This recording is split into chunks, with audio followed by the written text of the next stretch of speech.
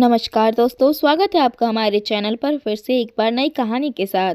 तो चलिए बिना समय गवाए कहानी को शुरू करते हैं।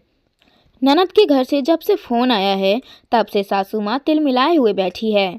जैसे ही मयंक घर आया उससे बोली, चल बेटा फटाफट सरिता के घर चल, मेरी बेटी की तबीयत ठीक नहीं है और उसके ससुराल वाले उसे परेशान कर रहे हैं। पर उसके ससुराल वाले तो ऐसे नहीं हैं। मयंक हैरानी से बोला, अरे क्या नहीं है? उससे कह रहे हैं कि अपना इलाज जाकर मायके में करवा लो। भला क्यों? वो उनके घर की बहू है, उनकी देखभाल की जिम्मेदारी उनकी है। मेरी बेटी इतनी ही अखर रही है तो मैं उसे ले आऊँगी। ज़रूर सरिता ने ही कुछ कहा होगा, वरना उसके ससुराल वाले ऐसे नहीं हैं। मयंक अभी भी मानने को तैयार नहीं था। अरे बीमारी में तो चिड़चिड़ापन हो ही जाता है ना। उसकी इच्छा नहीं थी कुछ खाने की तो उसकी सास ने उसे डांट दिया। अरे प्यार से भी तो समझा सकती थी। तो उसने भी कह दिया, मेरे मायके में ही मेरी कद्र होती है। बस उन्होंने भी जवाब दे दिया कि मायके में ही जाकर इलाज करवा लो। अरे तू चल अभी अभी उसके ससुराल चल।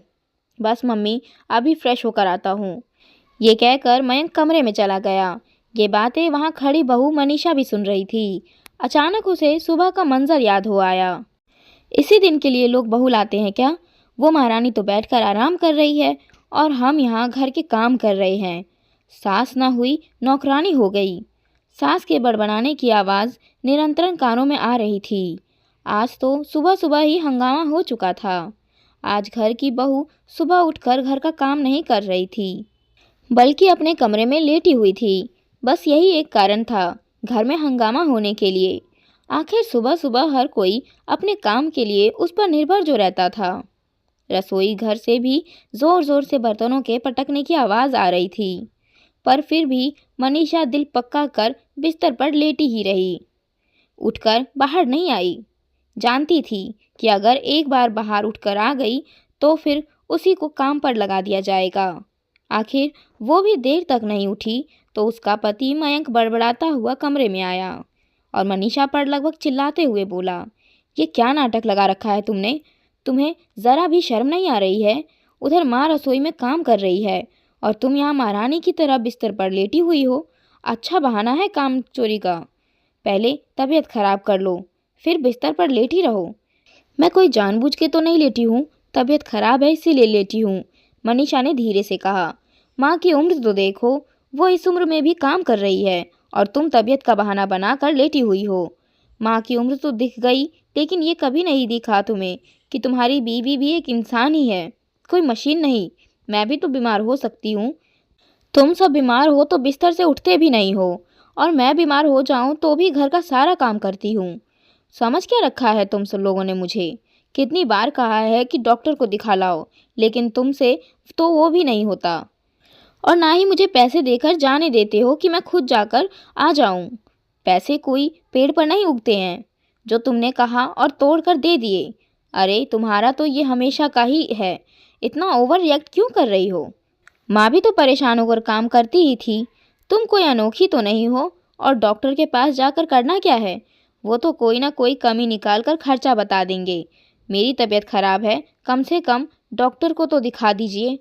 डॉक्टर के पास जाने का इतना ही शौक है तो अपने माता पिता से बोलो हमारे पास फालतू का पैसा नहीं है खर्चा करने के लिए। यहाँ तो हर महीने की समस्या है, हर औरत के साथ होती है, इसके लिए क्या डॉक्टर को दिखाना?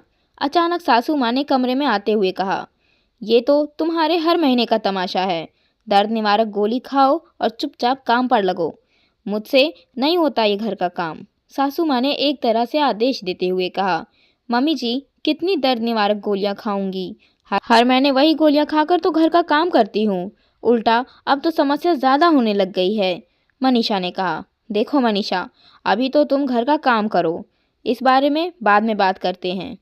मयंक ने बात को कहकर वहीं बात खत्म कर दिया। लेकिन अब मनीषा इस बात को लेकर हैरान थी। अब ननद के ससुराल वालों ने ननद को ये जवाब दिया तो सासू माँ उनसे लड़ने को तैयार हो गई, ये कहकर कि मेरी बेटी तुम्हारे घर की बहू है और वो तुम्हारे घर का काम कर रही है तो उसके इलाज की जिम्मेदारी तुम्हारी है। भला ऐसे कैसे वो अपनी बहू को जवाब दे सकते हैं? सासू माँ तैयार होकर मयंक के साथ ननद के घर के लिए रवाना होने ही वाले थे कि इतने में मनीषा ने कहा, कहाँ जा रही हैं मम्मी जी आप? गुस्से में कह दिया होगा उनके ससुराल वालों ने। इसका मतलब ये तो नहीं कि आप उनसे लड़ने बैठ जाओ। वैसे दीदी का इलाज भी तो वहीं लोग करवा रहे हैं ना, ज़रूर दीदी ने कुछ कहा होगा। बहू, तुझे बीच में बोलने की ज़रूरत नहीं है। मेरी बेटी को उन लोगों ने ऐसा जवाब दिया तो दिया कैसे? बहू बनाकर ले गए हैं उसे वो लोग, क्या बहू बीमार नहीं पड़ सकती? अरे बीमारी में चिड़चिड़ाहट तो होती ही है। अगर मेरी बेटी ने कुछ कह दिया तो उसके मुंह पर यह कहने की क्या ज़रूरत थी कि अपने मायके जाकर इलाज करा लो? गुस्से में जो आएगा वो बोलेंगे क्या? सासू माँ खुद को सही ठहराते हुए बोली, ये तो सही कहा आपने मम्मी जी। ससुराल वाले ये बात समझते कहाँ हैं? बहू की बीमारी तो उन्हें नाटक ही लगती है। अब देखो ना, सुबह आप और मयंक भी मुझे कितना कुछ सुना रहे थे। उस हिसाब से तो मेरे माता पिता और मेरे भाई को भी यहाँ पर लड़ने आ जाना चाहिए था, पर ये तो मेरे संस्कार थे कि मैंने अपने माता पिता से कुछ नहीं कहा। कहकर मनीषा तो अपने कमरे में चली गई, पर सासू माँ मयंक के साथ बेटी के घर पर ज़रूर गई, लेकिन वहाँ जाकर देखा कि बेटी का ससुराल वाले अच्छे से ख्याल रख रहे हैं, तो ज़्यादा कुछ बोली नहीं। पर बहू के लिए उनके मन में अभी भी कोई बदलाव नहीं हुआ। लेकिन हाँ, जब अगली बार बहू की तबीयत खराब हुई तो बहू ने भी अपने मायके वालों को ज़रूर बुला लिया। आखिर उसने अपने ससुराल वालों से ही तो ये सब सीखा था। बहू के माँ और भाई सुबह से यहीं रुके थे, यही खा पी रहे थे, यही रेस्ट कर रहे थे। ये देखकर मयंक और सासू माँ भी चिढ़ गए। मयंक ने जब इस बारे में मनीषा से कहा तो मनीषा की मम्मी ने जवाब दिया, मेरी बेटी आपके घर की बहू है, आपके घर का काम करती है, उसका इलाज करवाना आपकी जिम्मेदारी है, पर आपने मना कर दिया।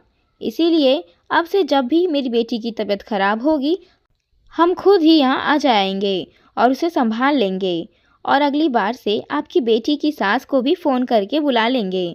आखिर उन्हें भी तो पता चले कि उनकी बहू के मायके वाले कैसे हैं। अपनी इज्जत की फसीहत होते देख आखिर अब मयंक और सासू माँ से कुछ कहने नहीं बना। हालांकि दोनों चिढ़े हुए ज़रूर थे, लेकिन बहू को बेशर्म भी तो उन्होंने ही बनाया था।